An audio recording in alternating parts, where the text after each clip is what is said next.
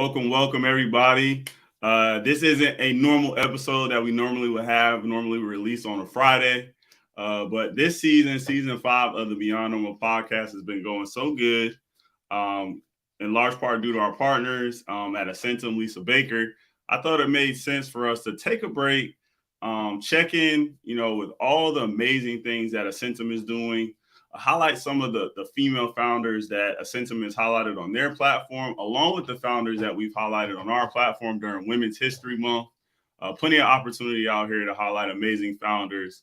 And so this season has been going really successful. We want to take a break just to acknowledge all the great founders that are out there and in the scaling of the platform that is Beyond Normal Media. So without further ado, I want to bring up our partner, Lisa Baker, to the stage, and we can get this conversation going. How's it going, Lisa? It's going great, Kenny. I have been looking forward to this conversation. It's exciting times. That's what I can say. And so, it's crazy. As I was just looking at the intro, a couple folks have noted in the intro for your episode, they were like, "All right, it looks like Ascentum is a company being highlighted, but then that following page is like sponsored by Ascentum."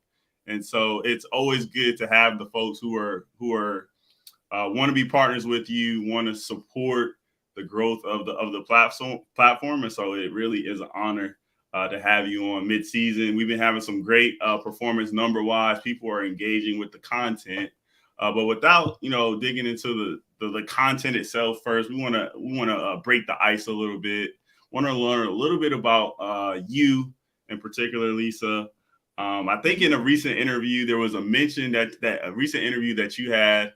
We went on another platform. You mentioned there was a mention of music, the types of songs you like. And so I'm curious, what kind of music, what artists, what gets you in the mood to run your business the way that you want? What are you listening to today? Oh my God. It's a great question, Kenny, but it's also a very difficult question for me. And let me tell you why. I absolutely love music, like across all genres. With the one exception being heavy metal, because words are important to me and I like to be able to hear the words in the song. And every day, almost every day, I wake up with a song in my head. And sometimes it's an old song, sometimes it's something new. And so the way I pick music is really based on my mood at the time. So if I want to, kind of calm down because I'm feeling anxious, I might listen to something that's jazz. If I want to be inspired, I'll listen to a gospel song maybe, or something that's just motivational, like an empowerment song. I think, for example, of like Mary J. Blige's song is like, I'm fine. I wouldn't change my life. My life is just fine. Like those kinds of things that just energize. But there's so many great songs. It's hard to pick one. Hmm. What about, all right, so maybe not the song. Is there a go-to, is there an album you find yourself going to uh above others? Maybe not just Let one me tell you song. an album that I love. Like I've said this to somebody. Like if you were stranded on a desert island and you could only have like one album, one song with you, even as I say album, right, and date myself, it is Stevie Wonder's Songs to the Key of Life. Period. One of my Hands down. favorites. Yeah, one of my favorites. It's one of my favorite albums. That would be the one I'd take with me. Yes. That's one, like, it's just like it just goes through all the moods you may feel. So you can at least Mhm. find a couple songs up there that describes what you're going through. And then it always gives you that light at the end of the tunnel feeling. Exactly. Yes. Yes. That's And an he's such an amazing album. amazing artist. I mean, with the longevity song. And this is the thing that I love about music, right? There are a few things in this world that I think are universal, and music is one of them. Even if you don't understand the language that a song is being sang in, you can feel the mood, the vibe, the music, and so you can still relate to it. And every culture has their music. It's universal. So is love, right? Every culture has some concept or understanding of what love is. So there are some things like that that are just universal. That's a that's a tough act to follow. if anyone, I want folks listening to the content, let us know in the comments, whatever platform you're on, let us know like what your favorite album is when it comes to you doing business, like executing and getting in the mood to run your business. I'm not going to lie, that Stevie album is a tough act to follow, but I'm pretty sure there's some other great music out there that folks can Yeah. chime in with as well. You mentioned heavy metal. I say if I'm like working out and stuff like that, maybe like I need something just to like push me forward. Maybe Yeah. I'll do that. But in terms of my go-to, it is going to be. It sounds like a similar vein to you. A lot of Stevie, probably a little bit of like Luther in there. Just stuff that like Yeah. makes it forces me to think and take some time to self reflect, which I oftentimes probably don't do enough of. Yeah. And listen, then there's those songs, right, that just sort of reflect where you are in the season. As entrepreneurs, I think we can all sort of identify with this. Like every day I'm hustling. Mm-hmm. Now you might be hustling a different kind of way, right? Than Mm-hmm. that song is really talking about. But every day I'm hustling. That's a perfect segue. I wish I had the Rick Ross song "Hustling" like queued up because that would have been a perfect place to put it in there, Lisa. But in terms of like hustling and the the work that you're putting into building a Centum this past month or this month, like we're still in the month of March, you've been doing an amazing job of highlighting incredible female entrepreneurs. You want to take a second just to talk about? I know there were some pillars that you wanted to highlight with the four founders that you highlighted this month. Tell folks a little bit about all that work that went into that and what was the outcome of it.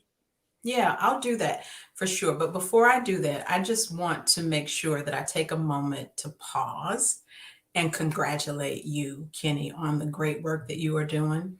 I am so incredibly proud of you and the platform that you have created to highlight founders and, in particular, Black founders. I think it's Mhm. so needed. And I love the diversity of the entrepreneurs and founders that you've brought on your show. And as the founder of Ascentum, it is my absolute honor and privilege to support you in the work that you're doing. And that really ties to what I'm doing this month with Women's History Month. It's very similar in that Ascentum has a number of values. But what I thought would be really a unique way to, celebrate Women's History Month is to find women entrepreneurs who represent one of Ascentum's six values. Mm. And so um, I chose four women and four of our values. So it has just been an amazing exploration and just a cool thing. We started off the month with Melissa Kigua, and she is the founder of Breakthrough, and she hosts the Idealist podcast. And I chose her to represent the value of courage because I think what she is doing is so courageous. Through Breakthrough, she's actually created a platform where women can get coaching and the support that they need. And what's so unique about what she does is, as part of the Breakthrough podcast, she'll pair a woman with a great executive coach, and they do that coaching session live, really over the air on the podcast. And the beauty of that is the woman being coached gets the benefit of having that coaching and that breakthrough experience, but also others who listen to that can sort of self coach and learn from what's doing it. And I think that is just so courageous. And I'm so happy to be partnered with her as well to be one of the coaches for Breakthrough. And we're doing a pilot now with women at that kind of mid manager level to do some group coaching with them, to help them grow their careers and have their own personal breakthroughs. So she, to me, was the perfect entrepreneur to represent courage. Love, as you can see, that's the word over my head. It is my jam. It's my thing. I am all about love. And so for love, Sabrina Tabler, she is the founder of Grace Consulting, and her whole message, and she's built a brand and marketing consulting firm that is about love and grace. And so it's what she infuses into her business, it's the way she operates. And so her faith comes through in that.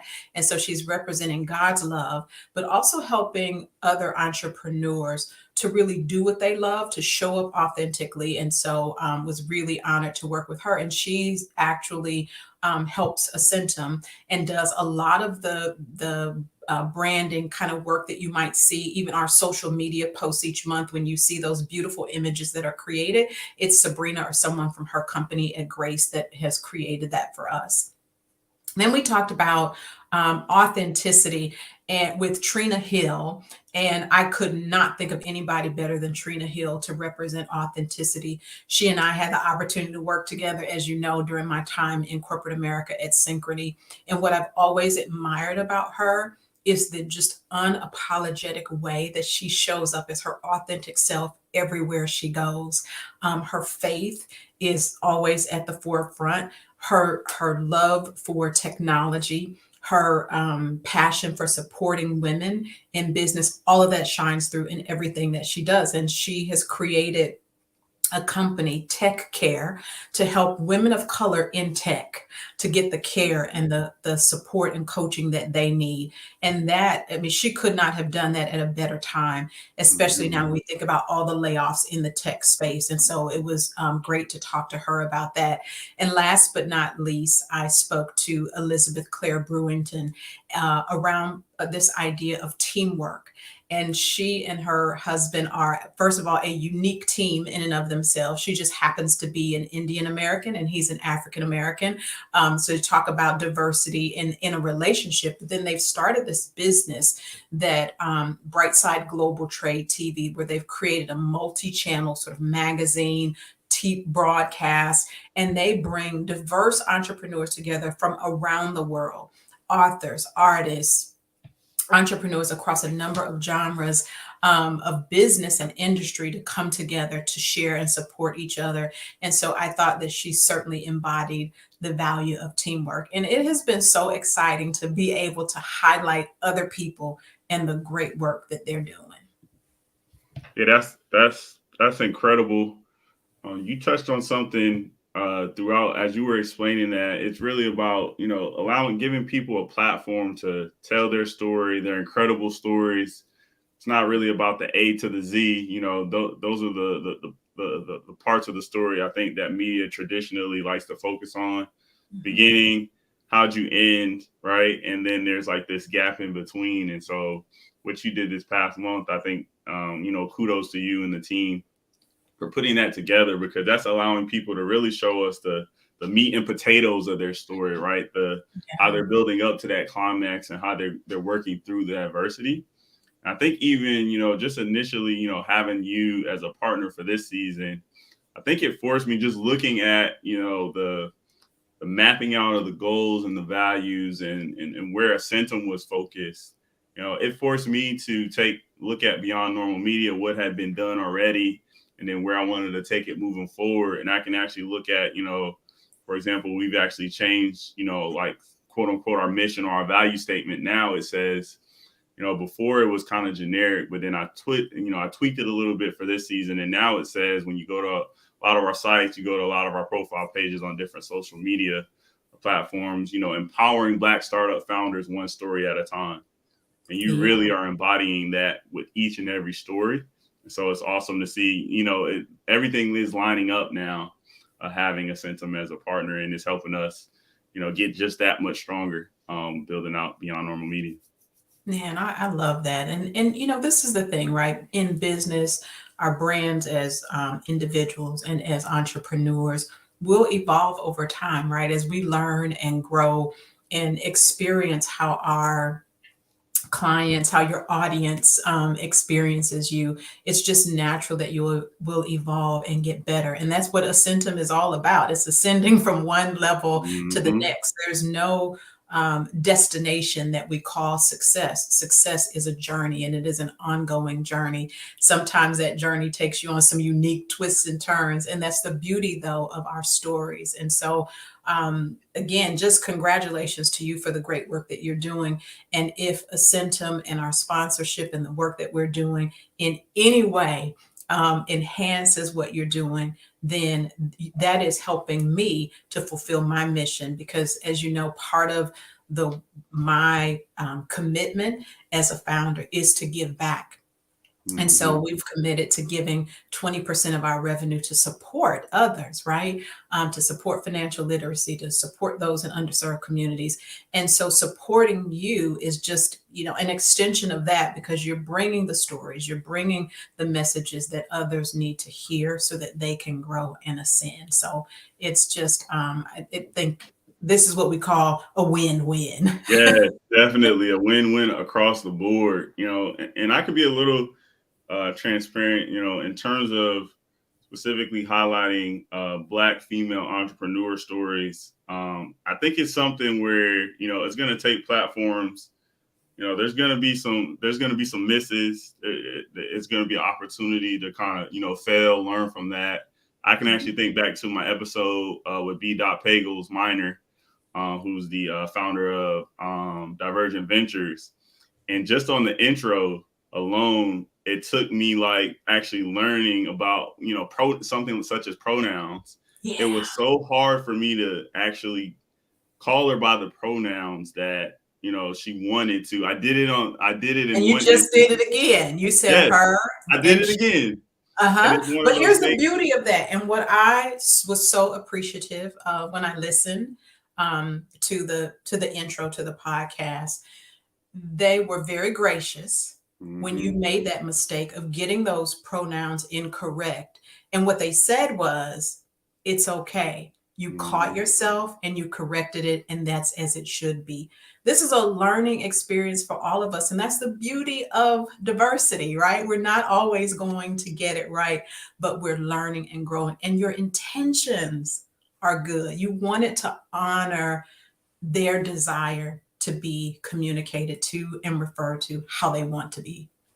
Yeah, And so, I yeah, appreciate, them, like you said, you just corrected me, them working with me on that. And it just like, it took me like a second to think, sit back and be like, across all the posts and all the things like that we're putting out there, if I'm not really deliberate with my team who's working on our social media posts, mhm, like, it's not going to necessarily get done the way that it needs to get done, allowing them to tell their story the way that they want. And yeah, so just something little like that, like that's a learning experience for me mhm, that I'm hoping that I could take moving forward and just build on. I kept it in the episode because yeah, they were just like you said, they were so genuine in the moment, and they mhm, acknowledged that hey, you did do this, but we can move forward. I appreciate you catching yourself. And so that was just one of the moments. It probably felt like a blooper in the moment for myself, but it was like, all right, this is an authentic conversation.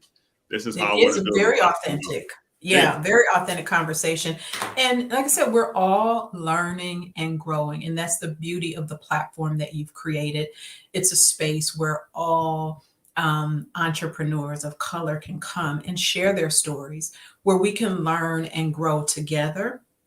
And something, it's a small thing, but it's a major thing, right? To be Mhm. able to honor someone's identity, to call them by their name, to refer to them the way they want to be referred to, is just beautiful. And so I just loved the way that they handled that in the moment. And what an amazing discussion that was, to just hear the journey where they were on one path, right, headed to be, Mhm.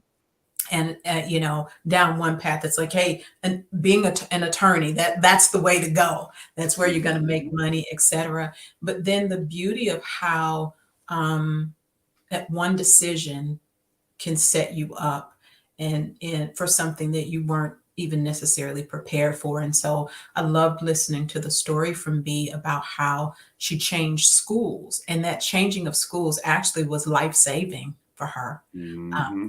for them. Yeah. I just did it right, but we're growing and we're getting better. But yeah, I just thought that was an amazing story, and the thing that I really appreciated that B shared that I thought was so interesting was that they talked about being the star of your own story versus being a supporting actor in someone else's story. And I thought that was very profound. And what they said was finding, waiting and allowing time to happen. So while you're waiting, being a supporting actor in someone else's story, but one in which you enhance or improve their story until you can find your own story that you can shine Mm-hmm. in and be the star of. And I just thought that was amazing. Yeah, that was amazing. Yeah, for all those who may have not gone out and listened to V. Pagel's Miners episode, you definitely should. People don't think venture capital is going to be coming from Mississippi, but listening to their story, the future is definitely going to be looking a little bit different. And venture capital will definitely, for sure, be coming from Mississippi, guarantee it.